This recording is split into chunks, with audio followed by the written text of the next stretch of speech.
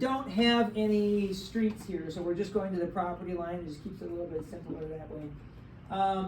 But we have these pairs, right? We have the north wall, 130 feet, times the open space dimension, that perpendicular dimension of 25.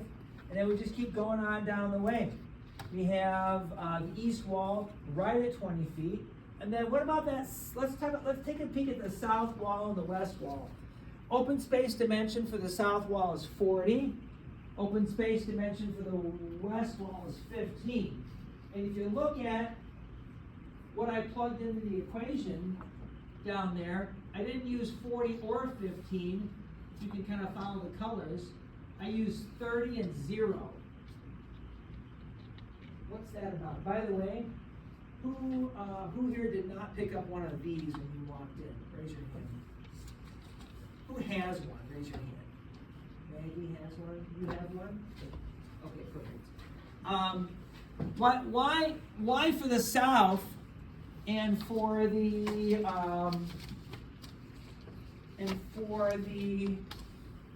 there's 3 right there. For the west, are we using different numbers than we had in the site plan? What's the deal there? Once you go over 30, it doesn't matter anymore, so the max is 30. And then if it's under 20, it's too small, so it's 0. That's exactly right. What Kate said, right? So after we go over 30, all we can use is 30. That's the highest we can go. If we're under 20, it's as good as 0. So 0. All right? Now, what about that 360? Where's my equation here? Here's my equation, right? Dang, where is it? Oh, no, it's right. Come on, Aaron. It's right here, right? Blah, blah, blah, blah, blah, divided by f. This number f, what is it? Just as a reminder. Covering silver walls that are Not more than 0. more than 20. More than 20, right?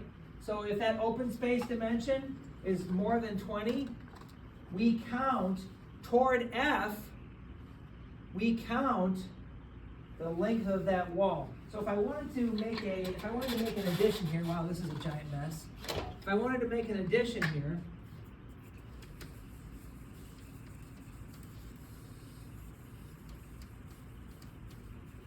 an additional calculation, I could say that f equals 130 plus 100 plus 130 equals 360. That's the north wall, that's the east wall, that's the south wall. Right? We don't use the west wall in this case because the west wall the open space was less than 20 feet. All right, so that's where that F comes from.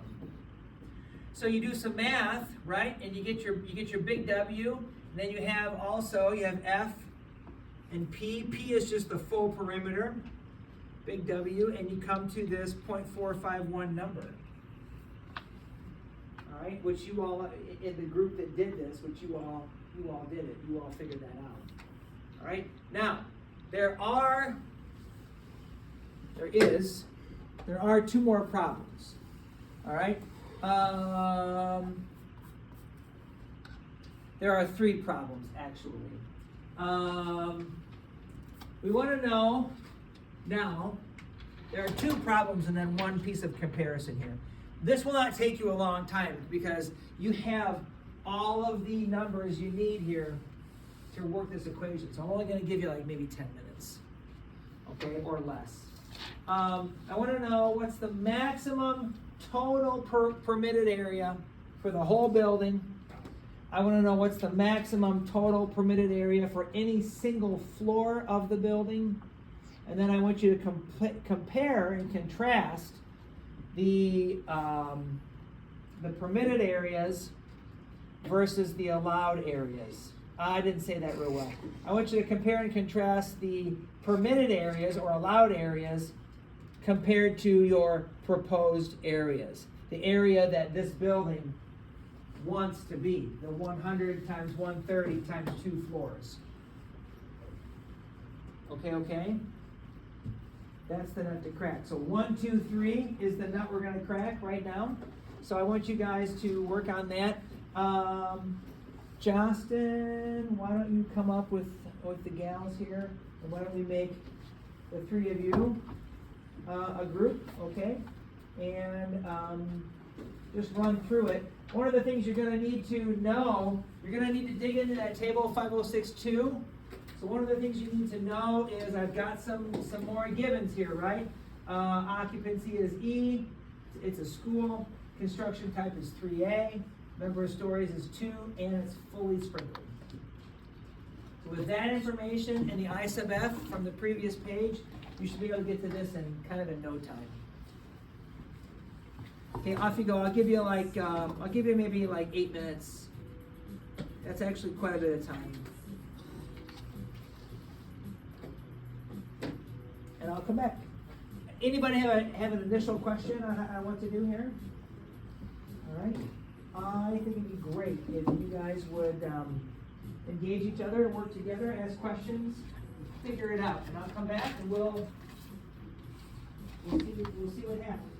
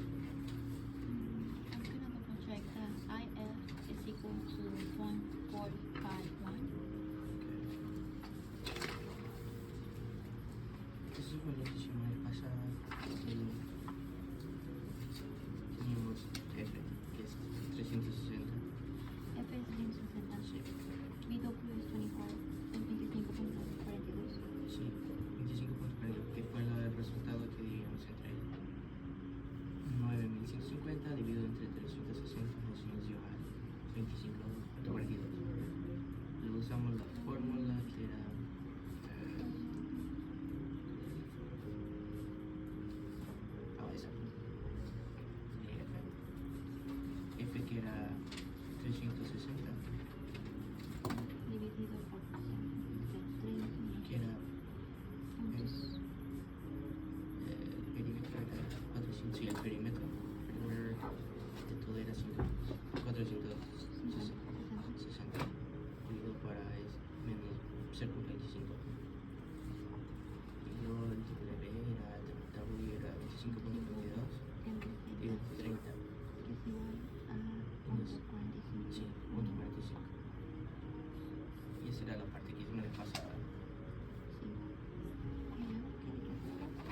es en la otra parte de acá.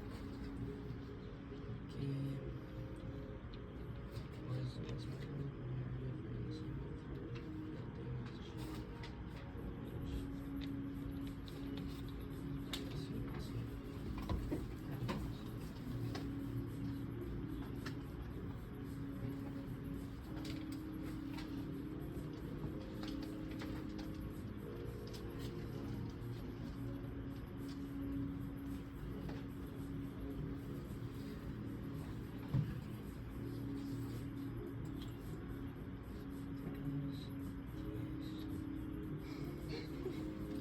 very confused. Yeah. Okay, area. So yeah, I was just, my thought first would be to go through and just figure out what each individual is and write them out before putting it together. Yeah. For each How can we find out that it's in this, it's this In the table that's tiny here. Oh yeah, I was trying to look Here's at. it. Oh yeah. My only question was, like, cause I found, cause it says it's type E Type E. Okay. and 3A. 3A. Yeah. But I wasn't sure which one. Cause I see, they said it's sprinkler. Yeah. So N is not sprinkle. Yeah, It's but it would, for B, multiple for SM. Yeah. maybe SM, okay. Yeah. Because yeah, it's fully sprinkled.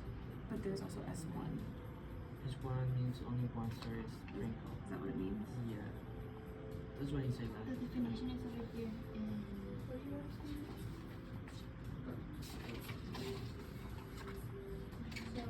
Oh wait, oh yeah. and Oh yeah, there is. Oh, okay. And it's, the building is fully sprinkled with that. Okay, so it'd be SM, yeah. Yeah. I'm just saying. That's okay. That's okay. I'm missing. Okay. Okay, so then it says the A of T or whatever value. It says that is. Yeah, and that's from the table. okay. And so then it would be 70,500.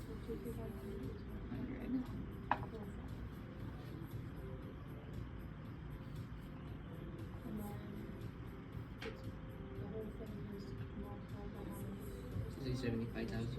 Yep. 70,500. Switch the A of T. In P. Yeah, that's what the, Okay, yeah. who's come to some consensus here? Okay, so we don't think about that, so we don't have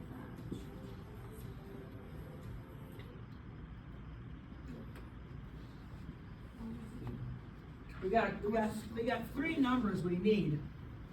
We have AA for the whole building.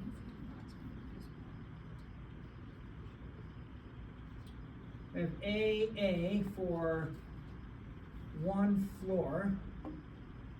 And we have A sub P, which is the,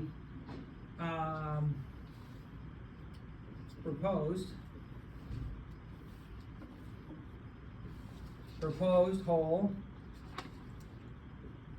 And we have A sub P for the proposed single. Okay, we got four numbers. And we gotta know what to do with those four numbers. Who's got some answers here that they wanna put up on the board?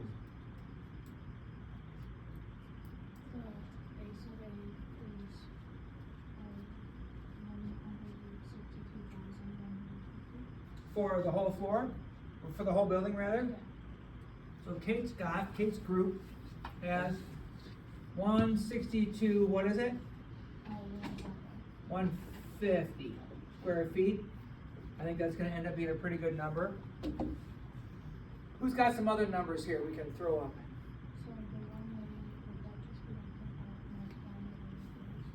Yeah. So it's like half of this, right? It's like 81.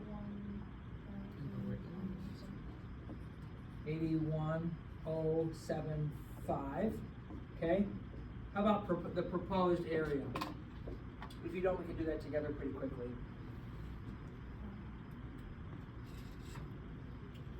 What is the proposed area here?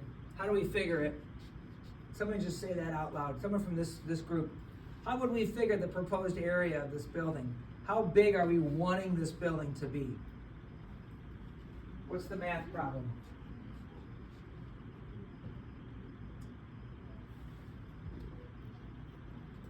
The math come down. Sorry, what is the question again? The question is, how many, this is, these AA numbers, this is the max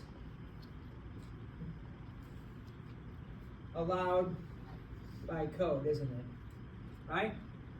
This is down here, this is how big we want it to be.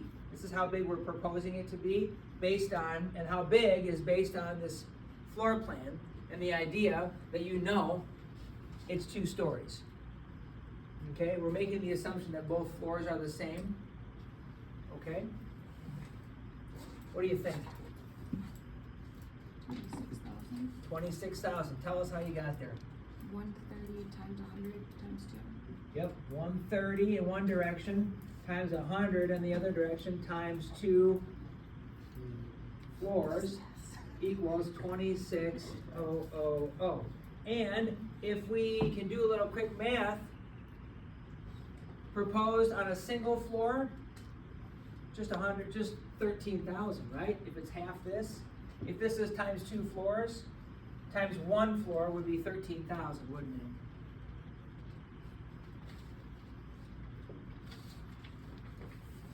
Okay, so I like this very much. Really, the only thing you had to do on this is, I got a little different number here. This is probably just due to how many digits you plunked in here, right? You probably just used 0.45 straight. Wasn't it? Oh, it was cubed it. You probably just used 0.45 straight, Yeah. right? I'm not bothered by this. 197 versus 150. That's not a big deal at all, okay? But you can see the numbers here are great. 162 and change, 81 and change. That's what Kate got. And then Maggie over here, proposed square footage for the whole building, 26K. For a 1 floor, 13K. I put the little about thing here because, you could make an argument that there's a little bit of square footage chewed out of there and a little bit chewed out of there.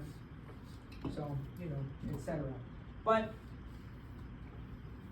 we gotta compare these, right? We gotta compare these numbers.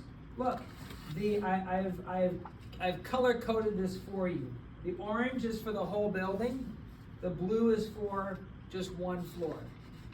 All right? So we know we have to make this inequality work in both cases. A sub A, what's allowable, has to be greater than or equal to A sub P, what we're proposing. All right? And so let's put some numbers to this. Well, I don't have to write it, it's right here, right? Do you see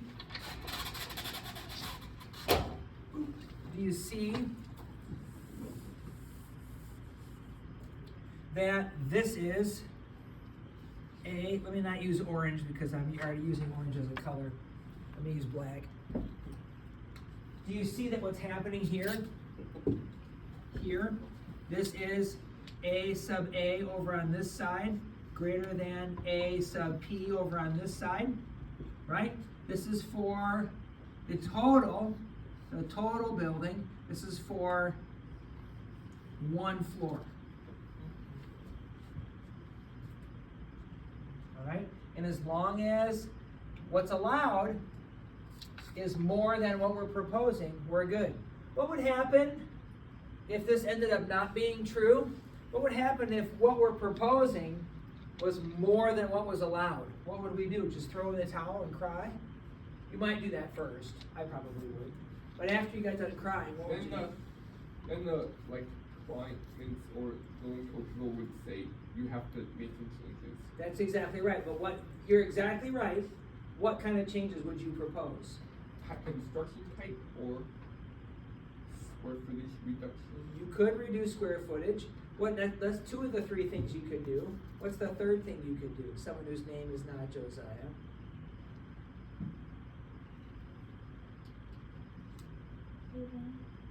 You could go down. Now we're playing charades. What is this thing right here, do you know? Sprinkles. The sprinklers. If you don't already have sprinklers, you could add sprinklers. If a sprinkler goes off, does that trigger the fire alarm in the building? Yes, it will, because what happens is there's a little flow sensor in the sprinkler piping. And that, when that sensor detects water flow, it sends an electrical signal back to the fire alarm system. And it triggers the fire alarm, for sure. And do the emergency exit doors is where it says alarm will sound, is the alarm, does it talk about the fire alarm or does it talk about some other alarm just tied to that door? It's another alarm. But that's kind of, we're getting a little off topic, okay? So, this is kind of what happened. This is the end of it, right? This is the end of this whole thing where we had a site plan and a building plan, and we investigated the open space. We figured out what the frontage increase was going to be, and then we applied that to the allowable area equation, 506.2.3, and then we determined at the end of the day. We determined that both these are okay, both on a whole building level and on a floor-by-floor level. Okay? So, this is a single occupancy building. Okay? This is a single occupancy only building. So, let's ask this question. People in this room who have submitted your vignette, number one, how many people, who in here knows that they have a multiple occupancy building? Maggie, we're gonna use, so this is gonna be the Maggie hypothesis here, okay? Okay, Miss Maggie, what are your occupancies? Mercantile, business, and residential. You have three, interesting, okay. So we have, so Maggie's building has mercantile, that's how I would say it, you can say it how you like. Business, and are you the one with the R3? Mm-hmm. Yeah, so, cause you just have a couple units? Yeah. Yeah, that was interesting for me to investigate, and I think you had it on the money. And you have an R3 residential occupancy. Now, is the way this works, I'm guessing you have mercantile and business on the first floor? No, you have 3 floors, Yeah. right? Each floor is individual. Okay. We're going to modify your building just a little bit for instructional purposes, okay? We're gonna say, this is a little building section of Maggie's building that we're going to use for illustrative purposes here. There's our bar joist. Okay, we got people in here. People kind of doing their thing, right? First floor, second floor, third floor, okay? More importantly, we're gonna say this is our R3 occupancy. We're gonna say this is a business occupancy, and down here we're gonna say it's half mercantile and half business. All right, that's kind of more or less kind of sort of what your deal is, right? So we're all gonna do Maggie's homework for her in class today. All right, and she thanks you very much in advance. So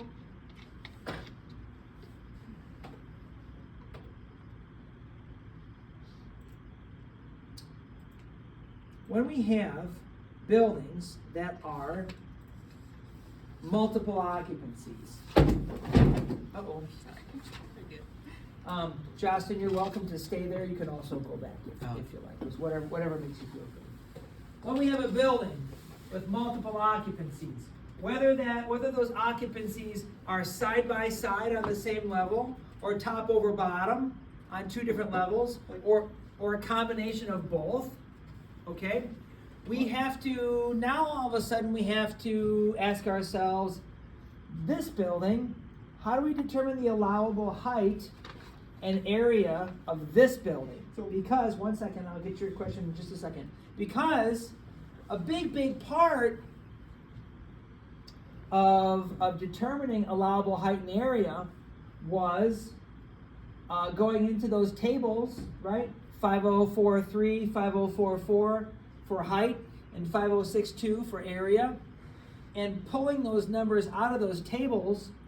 But in order to pull those numbers out, we had to, one of the inputs into that table was the occupancy, wasn't it? Right? And so what do you do when you have two occupancies? How do you pull those numbers out of the table when you have two occupancies? That's the big question that we're gonna work on today, Josiah. An example of the multiple occupancy thing is the Sylvie building, because that's the same building as the String Architects. True. So you have an assembly, you have probably like an A1. Wait, there's no fixed seating, so. There is fixed seating in there. So you have some kind of assembly seating, right? You have some kind of assembly space, Is it, and then you have a business space for the architecture firm, right? aren't there like housing? Isn't there housing like above? And Definitely above? could be. That's definitely a mixed occupancy building. You're correct there. And there's like retail restaurants on the ground level. All correct. It's definitely a mixed occupancy building. You are correct. And like any like of those mixed use developments going up, like on East Washington Park Street University. They're all mixed occupancy. Mixed occupancy is very, very common. Okay, it's a good observation. It's not such an uncommon animal that we don't run into it, which is why we're covering it in this class. Would there be more? So hang on, I'm gonna talk just for a little bit, and then we'll. Okay, I appreciate your observations of what I do. Okay, let's talk about this. All right, let's talk about a very simplified version of a mixed occupancy building. One story, half is occupancy 1, half is occupancy 2. All right. Now it's important to know we're going to do this two ways. We're going to do this in a non-separated concept. So mixed occupancy, non-separated. We're going to do it in a separated concept, mixed occupancy, separated. And what we mean by separated, non-separated, we mean are those occupancies separated by special fire-resistant construction? Whether they're separated by a wall, or whether they're separated by a floor, right? Is that construction of a nature to be special, to have a 1 hour fire rating or 2 hour fire rating, right? So if you have that special fire rated construction, you're gonna say you are in a separated concept. If you don't have that, if you just have regular, ordinary, everyday construction, you're gonna say you have a non-separated concept. And I will tell you, I think when you go mixed occupancy, well, I won't say that. I will say non-separated is a little more straightforward. Separated can get a little more interesting, but both of them are very approachable. So, in a non-separated concept, okay, we have a 1-story building, occupancy 1 here, occupancy 2 here. So how do we determine if this building is acceptable in terms of height and area? We have to take the worst of both worlds, all right?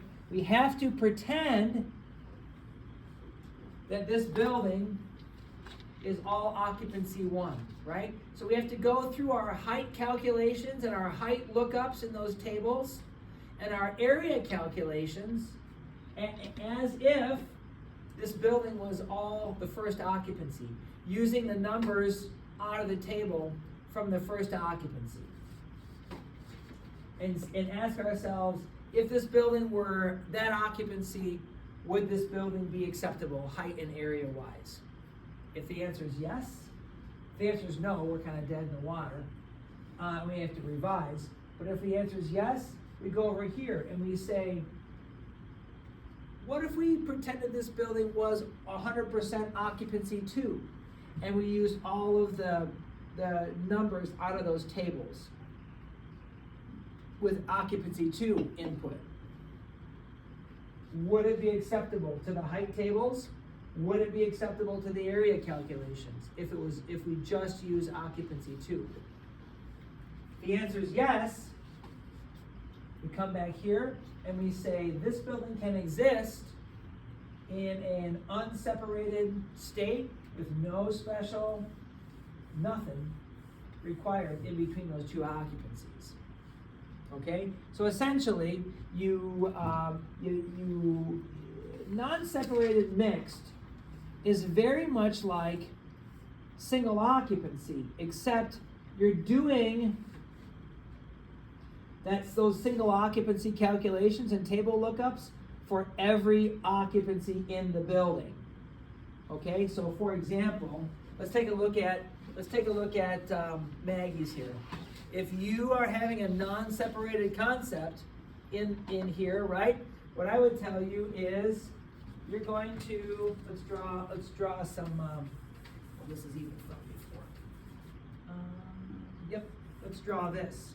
Okay, if it's non-separated, the area proposed is always going to be the same because the proposed area,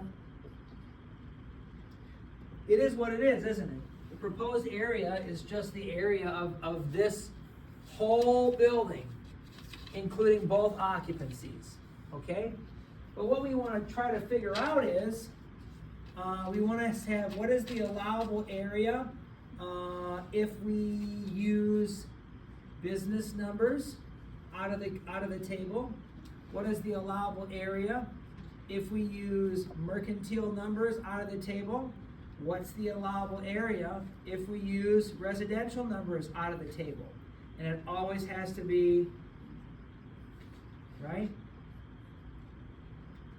Okay?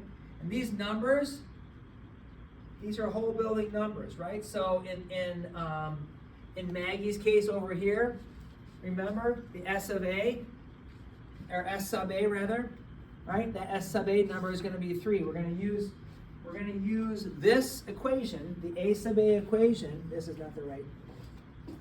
We're gonna still use the A sub A equation. This equation right here. We're still going to use this equation, except when we do it, we're going to do it 3 times, and each time this A sub T and this NS number, those are the numbers out of the table, right?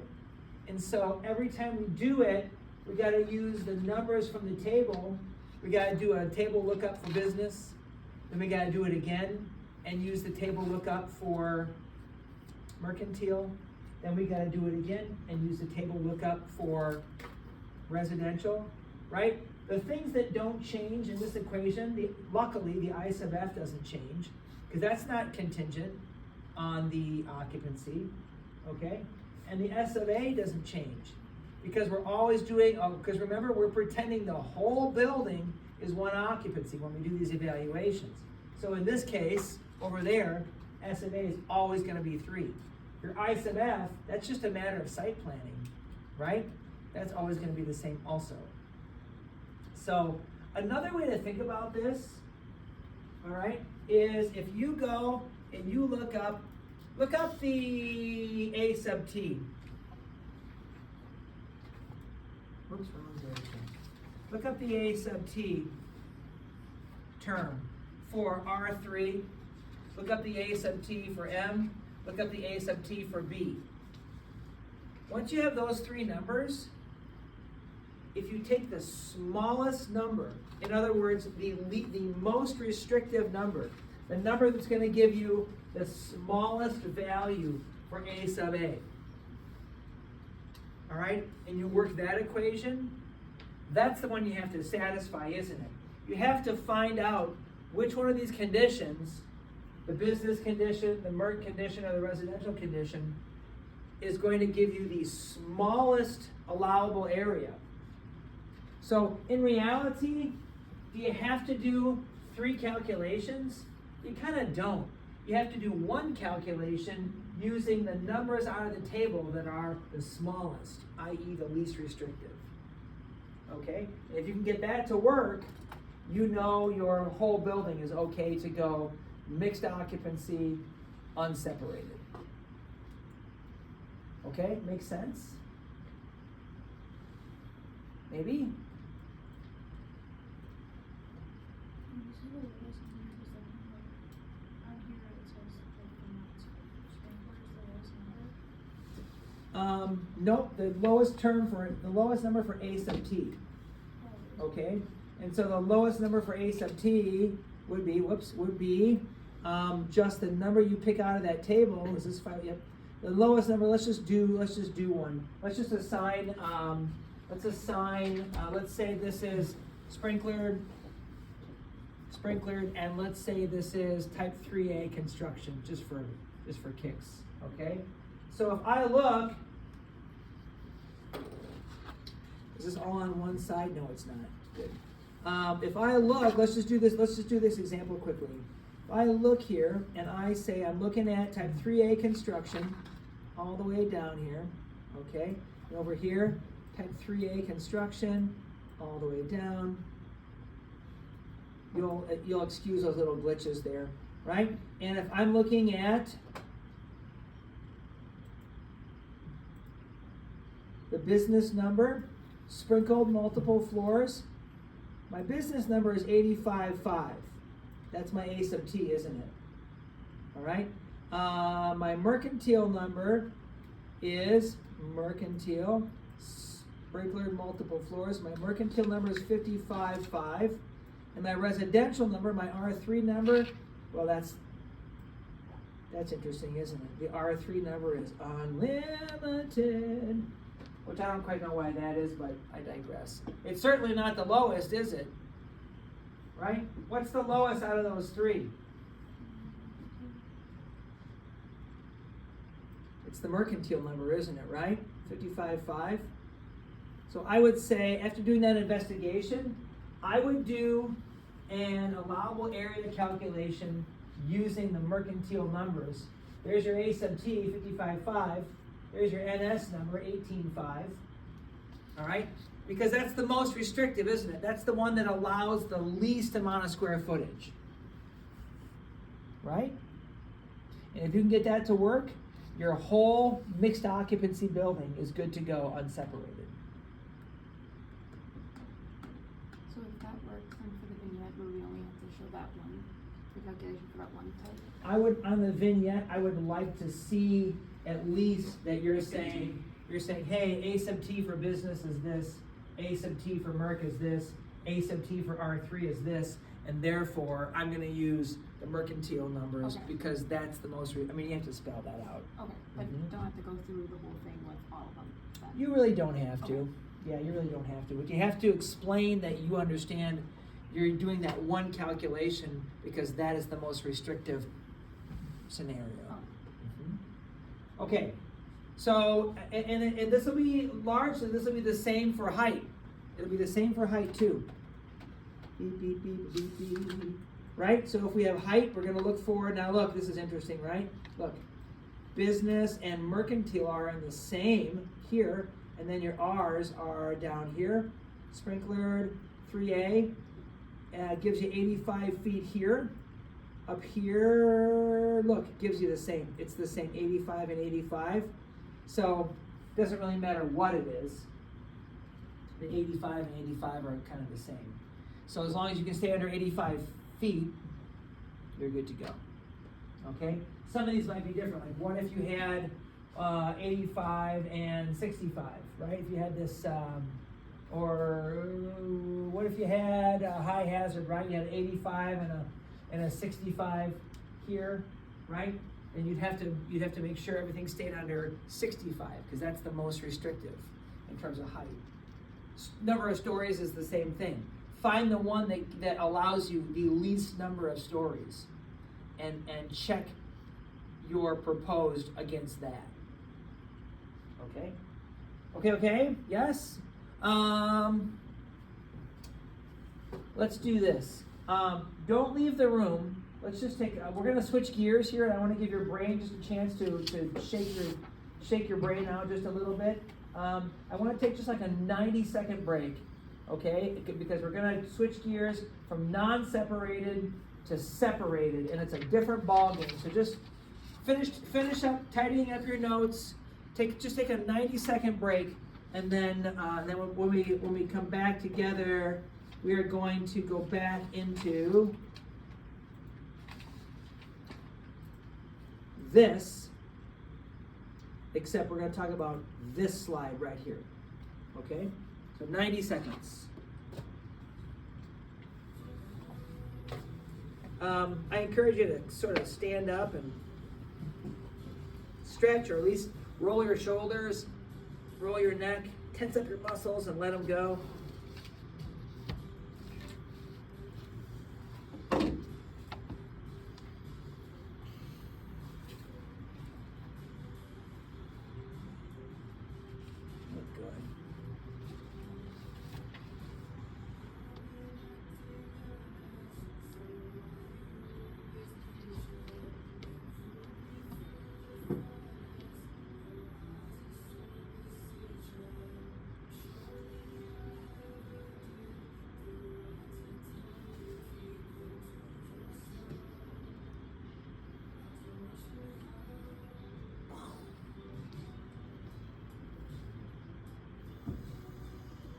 Okay, everybody take a big, giant, deep breath.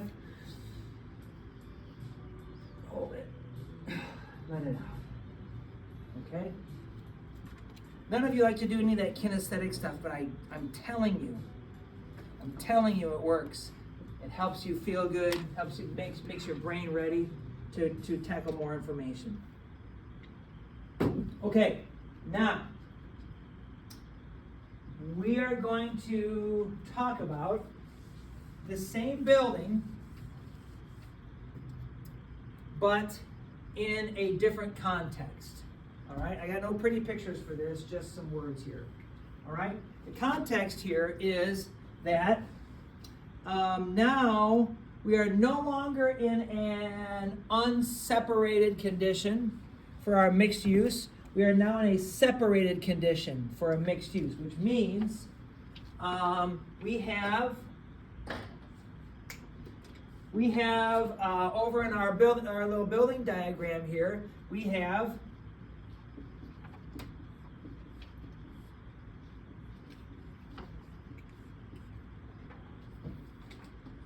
fire rated. I'm just going to call, I don't know if it's 1 hour or not, but I'm just going to say 1 hour. We have fire rated construction,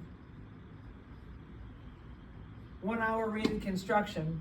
There's a chart you can look up what the actual hourly separation between any occupancies is. That's less important right now.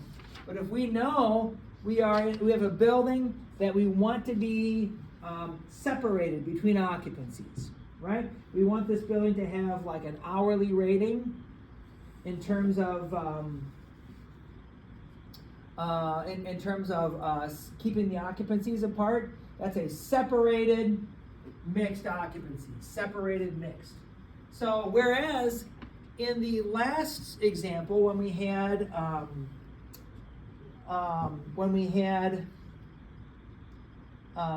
unseparated, right? And we had 3 occupancies and they were all unseparated. We very much analyzed that building as a whole, didn't we? We kind of just lumped everything together as one, and we did what we did over there. With separated mixed occupancies, we don't do that. We evaluate each occupancy separately, and we ask questions of that occupancy on an individual basis. And it starts with the height. Okay? We ask ourselves, does this chunk of the building, right, on an occupancy by occupancy basis, does this chunk of the building belong, according to the code, that high? Is this business occupancy allowed to be on the second floor? Is this R3 occupancy allowed to be on the 3rd floor? Obviously, anything on the 1st floor is kind of a gimme, isn't it?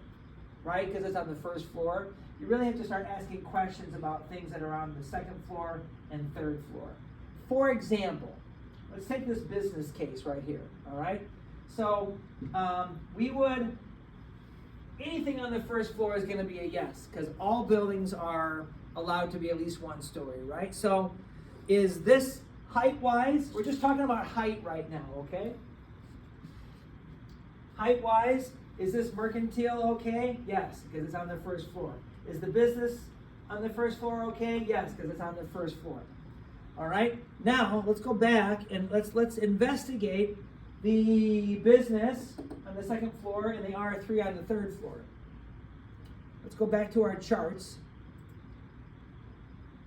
Height-wise, okay? Height, and I don't know, let's just call this 12, 24, 36 feet. Okay, just for talking purposes. So we have 3A construction, we have sprinklers, we have a business occupancy, hey? We got a business occupancy, let's turn this on full screen. We got a business occupancy. We'll use a different color here, I'm gonna use this blue color. We have a business occupancy, we have sprinklers, we have 3A construction, all right? The max I can use for that business, the max I can have that business occupancy is 85 feet. Therefore, the top of this business occupancy is at 24 feet. If I can say the max I can be is 85 feet, that is greater than, so this is allowable versus proposed, which is 24 feet. That works, right? This is saying that in this building, that you can have a business occupancy as high as 85 feet. The highest we have is 24 feet, right? Residential, look here, look down here. Residential, sprinklered, 3A construction, look, it's the same number. All right, 85 feet. So we're saying there, this is for business.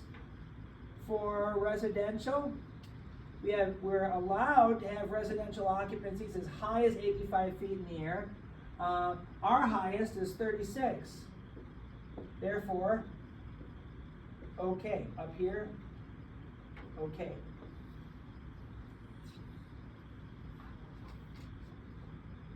All right, we check where those occupancies are in our building against where the code says, how high the code says they're allowed to be. Make sense? Okay, Maggie, what are you thinking? Yeah, all right. Okay, so we have to check that for, because with height, there's two, right? There's number of feet and there's number of stories. Okay, so we gotta check that. We have to check every occupancy. So we proved business on second floor, good to go. R3 on second floor, good to go. Now, the area is a little different. It's a little bit fun. I think this is kind of interesting. That the code, some brainiac at the ICC has developed this equation, and this is how we judge whether or not things are safe or not. Area. In a separated mixed-use concept, we use what's called the unity formula. How are we doing on time? All right. We use what's called the unity formula, all right? And the unity formula is this formula here. Okay, let's explain a couple of things here. If you're taking notes, this would be a good thing to write down. We have to apply the unity formula on a floor by floor by floor basis. Okay, so if you have 3 stories in your building, you have to do you have to do 3 unity formula calculations. You have to do unity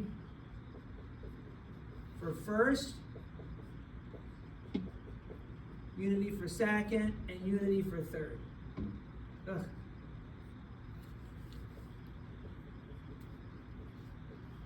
All right, now,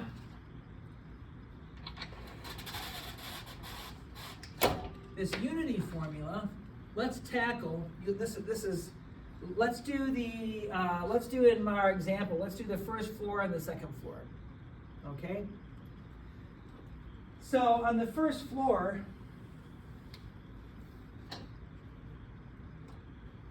we have two occupancies. We have mercantile and business, hey? Okay? Now on the first floor, what we've got here is, this is the formula right here. And what this is, you see where it says here plus dot dot dot? This is for each occupancy. So you need a ratio required, required, for each occupancy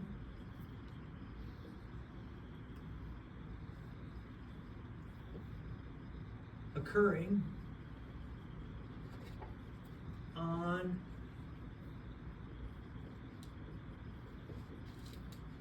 the floor in question. Okay? So if the floor in question is the first floor, right? We need to do a ratio. You don't know what this ratio is, but we need to do a ratio for business, and we need to do a ratio for mercantile. All right? We don't need any of this stuff.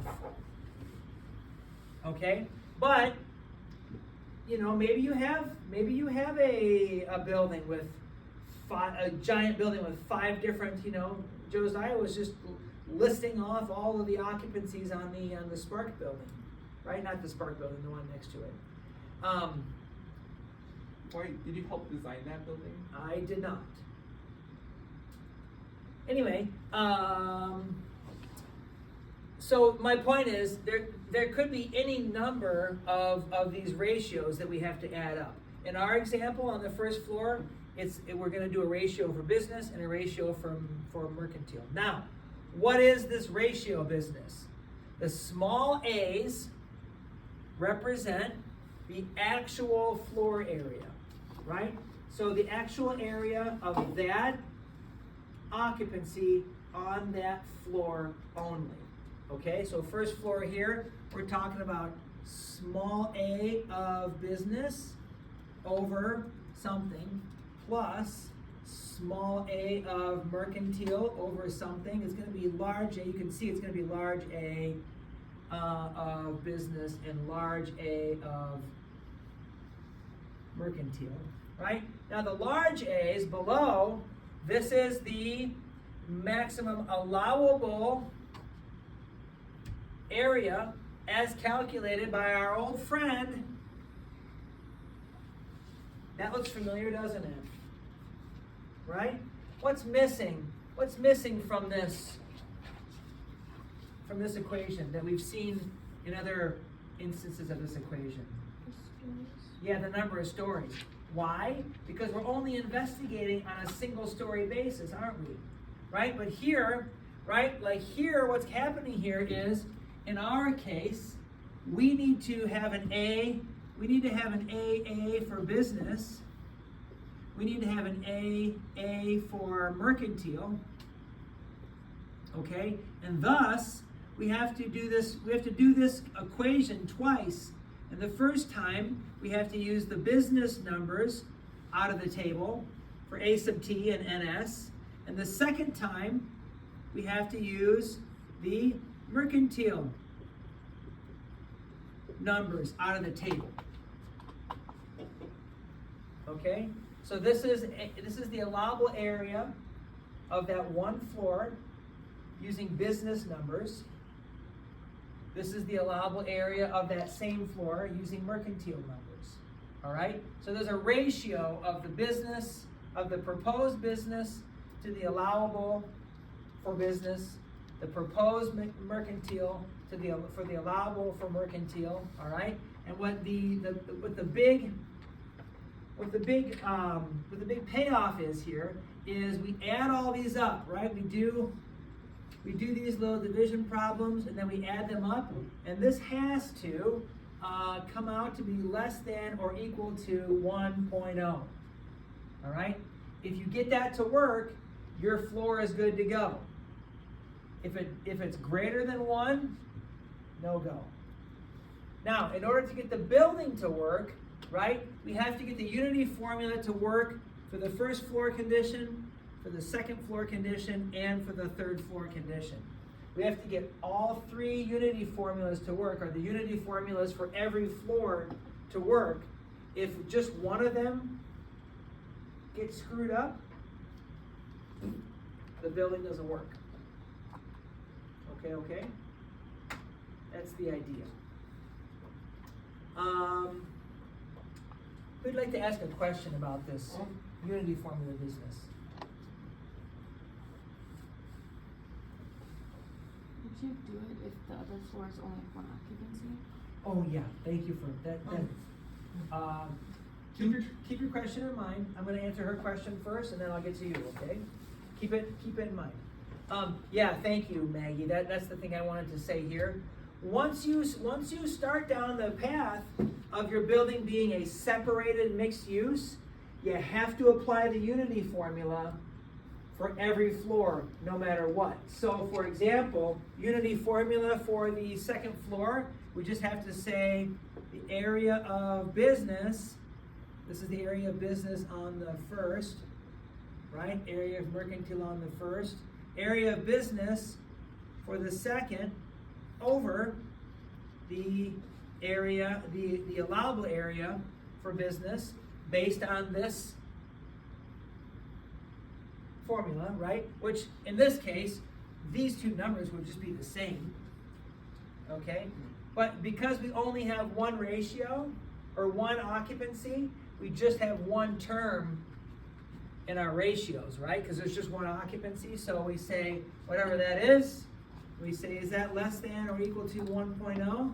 If so, we're good. We're good to go. What's your question? Mount Zion Baptist Church on the south side is like basic, kind of like, if you look at it, you could think of it as like two buildings, but because there's one side built in the 60s and one side built in 2004, it's like only connected by, those parts are only connected by a single door, but on top of this, would that count as one or two buildings? If it's connected, if it's completely and totally connected, it depends is the answer. Yeah, because those two parts are only connected by a single door, and that door, I believe, is fire rated. It depends, and we're going to learn about what it depends on next week. So come back next week and you'll get a little smarter. You know what? Okay. You know that building? So I don't, but we're going to push on here for the last little bit of class. So what I'd like to do is we have about 12 minutes left, and I'd like to get you guys started working on this jazz here. Okay. I will give more time. Well, let me ask you. I asked the morning class.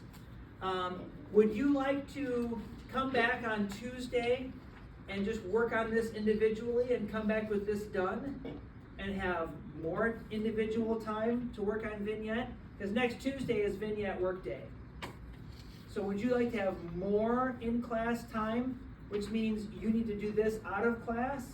Or would you like to have a little less work time and spend time working in your group on this on Tuesday? Hands in the air for work on this on Tuesday. Hands in the air for come to class with this done. Okay, so you guys come with this done. We'll grab a little bit of this, but don't not do it. Okay, this is your entry ticket for Tuesday. And then I'm going to grab a little time at the top of class to go over this, and then we'll have work time for vignette too. All right, interesting. The other class chose to do it the other way. So, but in the 10 minutes we have left, I would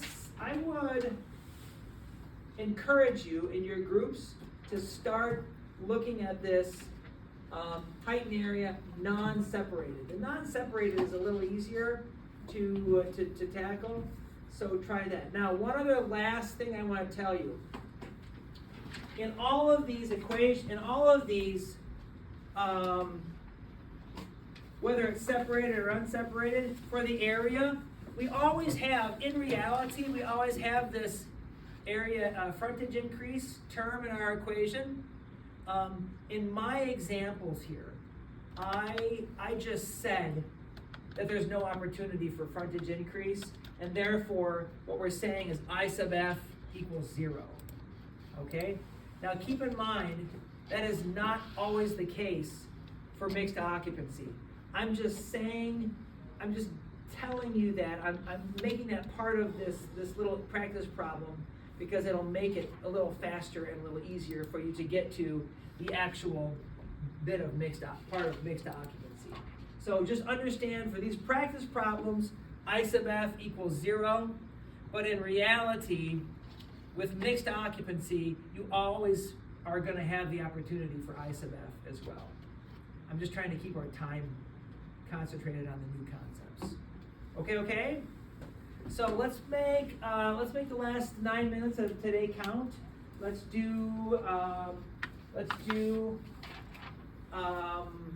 some work together, and then you've got some work to do then in terms of your vignette and in terms of the rest of that little handout sheet to come ready to talk about it on Tuesday. Who wants to ask a question about this straight away? People who are like, their head's kind of exploding a little bit and they want some clarification. You want to just give it a try? Yeah? Maggie, Justin, Carlos, Kate? Okay, all right, give it a swing. That's what it's meant for you guys to work independently on and just have me around for safety.